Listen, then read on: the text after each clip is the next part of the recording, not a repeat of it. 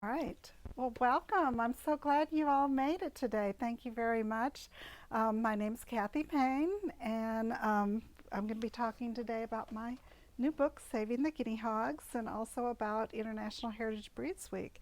And I want to thank Shannon and all the staff at Normal Bookstore because they did a great job of marketing and promoting for me today. So, a lot of people ask me, why did you write a book about the guinea hogs and what's so special about the guinea hogs that they deserve their own books? So, I'm going to start by reading from my book. So, I have three sections I'm going to be reading, and then I'll do a little talk about heritage breeds and International Breeds Week.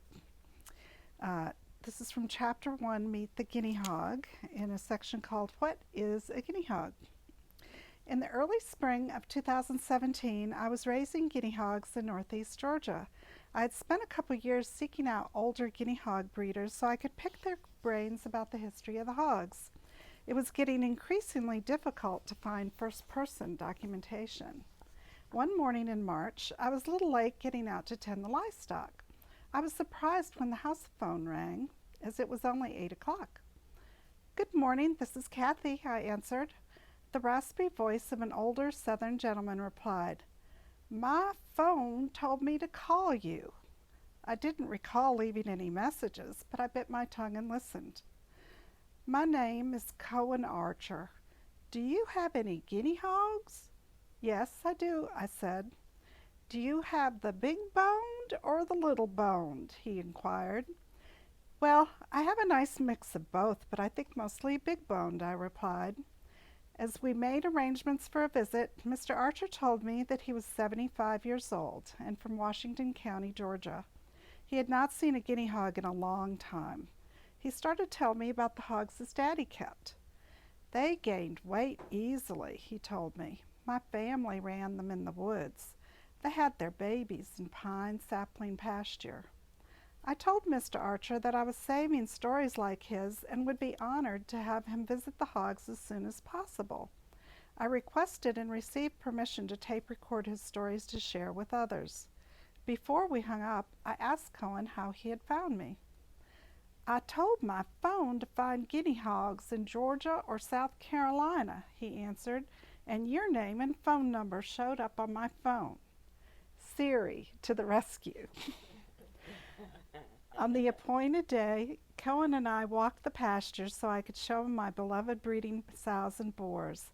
I turned on the recorder as I took him to see a brand new litter of piglets that my sow, Yoakley Summertime, had delivered. "That is about what we used to have when we used to grow them, when I was a boy," Mr. Archer reminisced. "That is a typical guinea hog, as I remember. They were very gentle. I used to take care of the pigs. If you have them out in the open, the sows will make their own bed. It'll be a huge pile of straw and different things like sticks that they pick up. The sows put the pigs up under the straw and all, and you won't even see 'em till the mom calls them out. These are the best hogs I've ever seen. We just had them running in the woods and we would fence off the woods. We grew crops in the upper part of the land, and we would fence them in when we started planting crops, and every day we would call 'em up and give 'em a little feed to keep 'em coming. Just really nice, gentle hogs. We named some of the sows. We had more breeds than just the guinea hogs, but we liked the guineas better. They could just make it on their own. Some of the hogs would lay on the pigs, but with the guineas, we didn't have that problem. They was good mamas." "Did you know anyone else who had the guinea hogs?" I inquired. "I didn't really know how important it was to keep in touch with them. But now that I'm getting old, I see. You know what they say, your hindsight's better than your foresight." I took him over to see a young boar that had flopped over to be rubbed on his belly. Cohen bent over and started rubbing the soft, warm hog, and it began to grunt appreciatively. Another boar came over and offered himself for a rub down, too. Cohen had one hand on each hog. "Isn't that a nice hog?" he exclaimed. "That is just nice, I'll tell you." Cohen seemed suddenly transformed in time from an elderly gentleman to a young boy again. His voice was excited and awestruck. I remember those curly tails. As a child, I loved the guinea piglets when they were young. They were so pretty and plump. I always remember that. And I remember when they were expecting. They could be huge. I wish I could remember all about them. I've been thinking about my daddy's hogs for a long time. Just last week I said, well, I'll just see if I can find some. And that is what I done. I did a little math in my head. The Archer family had raised hogs for 9 years, from 1946 to 1954. Cohen was 5 years old when his daddy got them. Cohen was now 75 years old. And his father died when he was 14.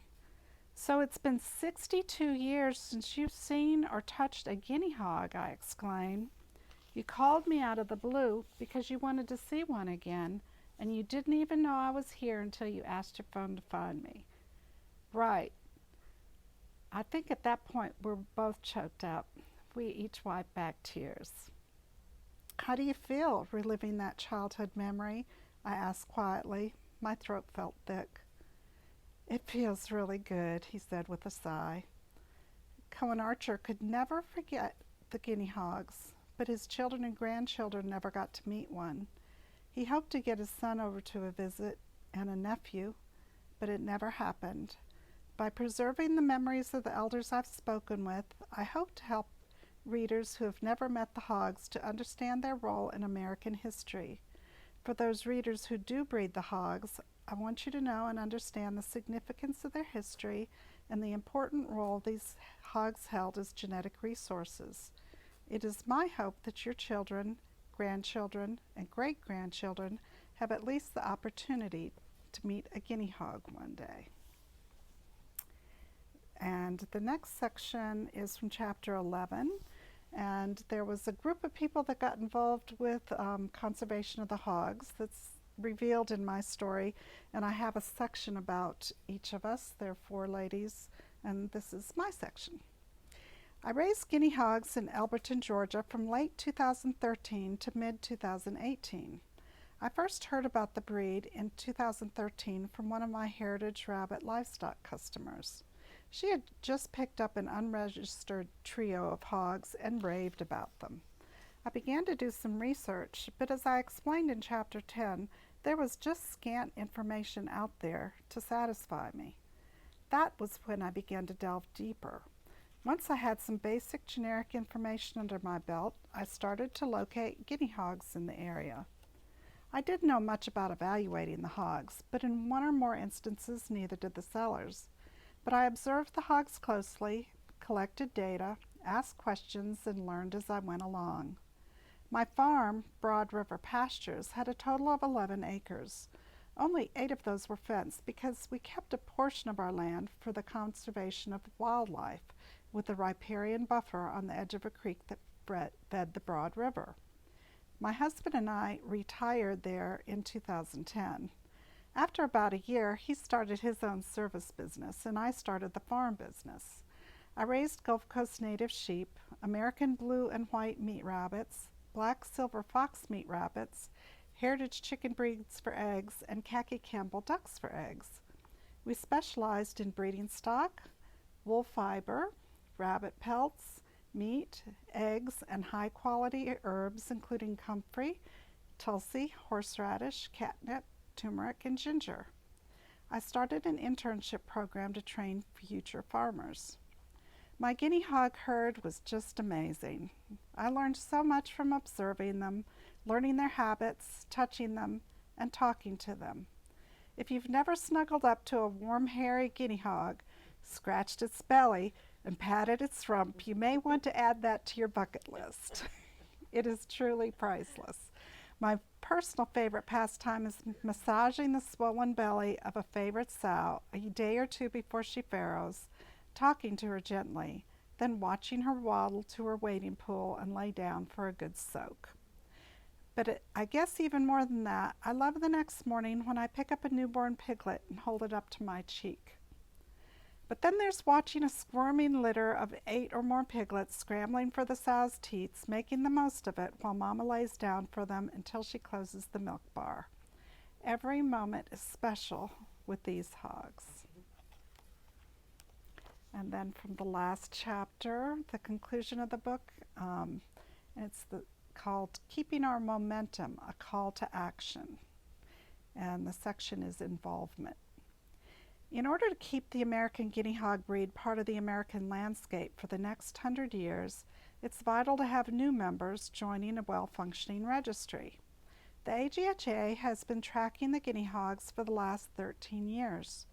Breeders must be members of the AGHA in order to register their piglets. I highly recommend membership. Without documentation, the genetic packages cannot be tracked and managed. If you're not in a position to raise livestock, you can still help to support the breed. Share what you've learned with your friends, family, co-workers, and social networks. Most people are still unfamiliar with guinea hogs. Find out if there are any breeders in your area and purchase pork from them. By now you're aware that the culls the breeder deems inappropriate to procreate must be eaten. If inferior stock is allowed to breed, the breed could change in a negative way. In order to save the breed, it must be used for its original intent, which is to make lard and meat. You can also patronize restaurants that have guinea hog on the menu. Give your compliments to the chef and thank that person for supporting breeders of this wonderful hog. I have high hopes for the future of the guinea hogs. They are wonderful, thrifty, vigorous, and gentle hogs full of personality. They are easy to love and easy to handle. They make great companions on the homestead while providing delicious pork and lard. I wrote this book to provide you history, knowledge, and insight based on the wisdom of dozens of former breeders. You've been given a leg up in regard to good stewardship. I hope that many others will pick up the torch where I have left it. Guinea hogs are an important part of the American culture. With your help, they will continue to not only survive, but to thrive for many decades to come.